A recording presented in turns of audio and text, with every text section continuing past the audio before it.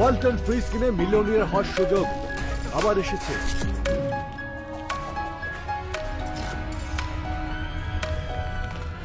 বাংলা সিনেমার একসময় জনপ্রিয় অভিনেতা আমিন খান, সিনেমা যাকে ভক্তদের কাছে জনপ্রিয় করেছে, সেই সিনেমায় এখন আর নিয়মিত নন আমিন খান। ঠিক কী কারণে সিনেমায় অনিয়মিত হয়ে পড়েছেন এককালের এ জনপ্রিয় তারকা? বর্তমানে সিনেপাড়ায় যখন চলছে সুপারহিটের উৎসব, ঠিক তখনই বাংলা সিনেমার অতীতের কিছু সুপারস্টারদের কথা মনে করতেই হবে। কোথায় চলে গেলেন একসময় সেসব জনপ্রিয় তারকারা?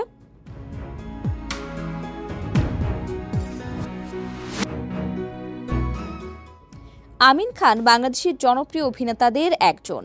আসন্ন তাণ্ডব সিনেমা দিয়ে চারদিকে শোরগোল ফেলে দিয়েছেন বাংলাদেশের মেগাস্টার শাকিব খান। এই শাকিব খানের সাথে একসময় অভিনয় করেছেন আমিন খান। ফুল নেব না অশ্রু নেব সিনেমায় আমিন খান ও শাকিব খানকে একসাথে দেখা যায়। তবে ঠিক কী কারণে হুট করে যেন সিনেমার পর্দা থেকে নিজের নাম সরিয়ে নিলেন আমিন খান? বেশ কয়েক বছর ধরেই ছিলেন আলোচনার বাইরে। সম্প্রতি ওয়ালটনের কিছু বিজ্ঞাপন দিয়ে আবারও যেন দাপটের সাথে পর্দায় ফিরেছেন এই অভিনেতা। এর সাথে সাথে যেন নতুন করে একটা স্পন্দন ফিরে পেল তার ভক্তরা।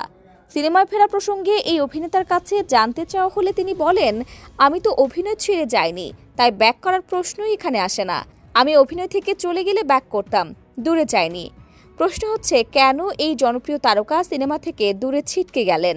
এ প্রসঙ্গেও আমিন খান জানিয়েছেন, বলিউডে এখন সুশান্ত সিং রাজপুতকে নিয়ে সবাই যেমন হাহুতাশ করছে, আমার জীবনটাও তেমন হতে পারত।